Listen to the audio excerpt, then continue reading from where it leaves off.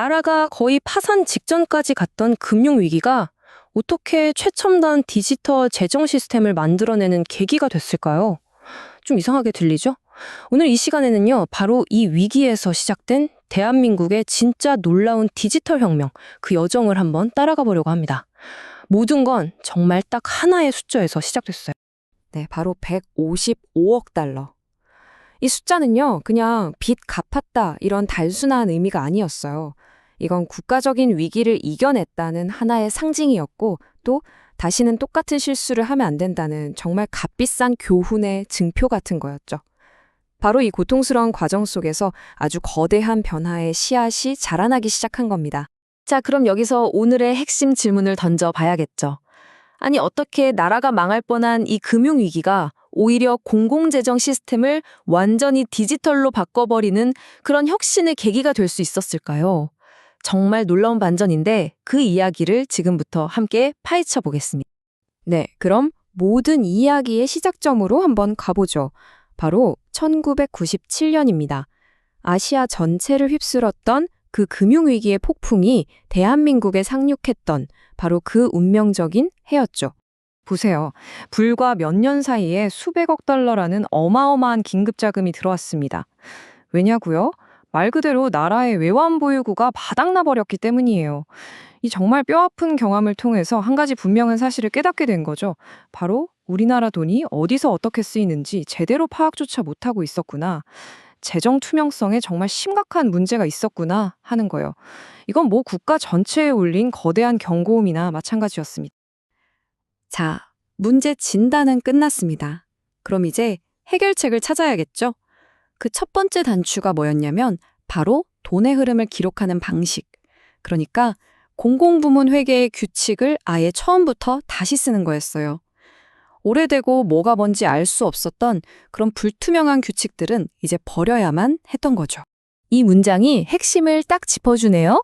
위기는 투명성의 새 시대를 요구했다. 이게 여러분 그냥 장부 기록 방식 바꾸는 그런 기술적인 문제가 아니었던 거예요. 내 세금이 어떻게 쓰이는지 투명하게 공개해라. 그리고 그 결과에 책임져라. 이런 사회적인 요구가 그야말로 폭발하면서 변화를 이끌어낸 거죠. 시스템 자체를 근본부터 뜯어고쳐야 한다는 국민적인 공감대가 만들어진 바로 그 순간이었습니다. 그럼 구체적으로 뭘 바꿨을까요? 가장 핵심적인 변화는 바로 복식부기를 도입한 거였습니다. 이게 뭐냐면 모든 거래를 들어온 돈, 나간 돈 이렇게 양쪽에 나눠서 기록하는 방식인데요. 이러면 오류도 막고 투명성은 확 올라가죠. 그리고 또 너무 복잡했던 재무제표는 우리 같은 일반 시민들이 딱 봐도 이해하기 쉽게 아주 간단하게 만들었어요. 말 그대로 나라의 가계부를 아예 새로 썼다고 보시면 됩니다.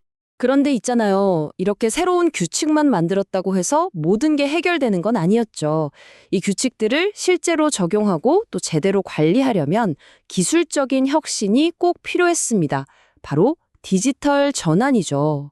이게 없으면 안 됐어요. 1998년에 처음 시스템을 도입한 걸 시작으로 해서 2022년 차세대 시스템이 나오기까지 20년이 넘는 정말 긴 여정이었습니다. 공공재정을 관리하는 디지털 기술은 이렇게 한 단계 한 단계 멈추지 않고 계속해서 발전해 온 거예요. 예를 들어서 2015년에 나온 지방재정 365 같은 경우는 국민들한테 직접 재정 정보를 싹 다 공개하는 당시로서는 굉장히 획기적인 시도였죠. 이처럼 각 단계는요, 그 이전에 성공했던 경험과 실패했던 경험을 바탕으로 끊임없이 진화해 온 겁니다. 그리고 이 20년이 넘는 진화의 여정이 마침내 그 정점에 도달합니다. 바로 오늘 우리가 자세히 들여다볼 클라우드 기반의 차세대 재정 시스템 HIXRP가 탄생한 거죠. 이 XRP 시스템은요, 지난 수십 년 동안 쌓아온 개혁의 역사, 그리고 기술 개발의 모든 노하우가 하나로 뭉쳐진 결정체라고 할 수 있습니다. 과거의 그 불투명하고 비효율적이었던 문제들을 해결하기 위해 나온 가장 현대적인 해답인 셈이죠. 이 시스템의 심장은 바로 클라우드 네이티브라는 기술인데요. 이걸 쉽게 설명하면 이런 거예요. 예전에는 예산팀, 인사팀, 회계팀이 전부 다 다른 엑셀 파일, 다른 프로그램을 썼잖아요. 이걸 전부 버리고 모두가 접속할 수 있는 하나의 거대하고 안전한 온라인 장부로 이사 왔다고 생각하시면 돼요. 덕분에 이제 모든 돈의 흐름을 딱 한 곳에서 실시간으로 아주 투명하게 들여다볼 수 있게 된 겁니다. 실제 업무가 어떻게 돌아가는지 보면요, 굉장히 논리적이에요. 자, 먼저 우리가 이걸로 어떤 성과를 낼 거다 하고 목표를 정합니다. 이게 바로 성과고요. 그 다음엔 그 목표에 맞춰서 예산을 짜겠죠? 이게 기능입니다. 그리고 예산을 쓸 때는 아주 엄격한 회계 규칙을 따르고요. 마지막으로 이 투자가 과연 효과가 있었나 평가까지 하는 거죠.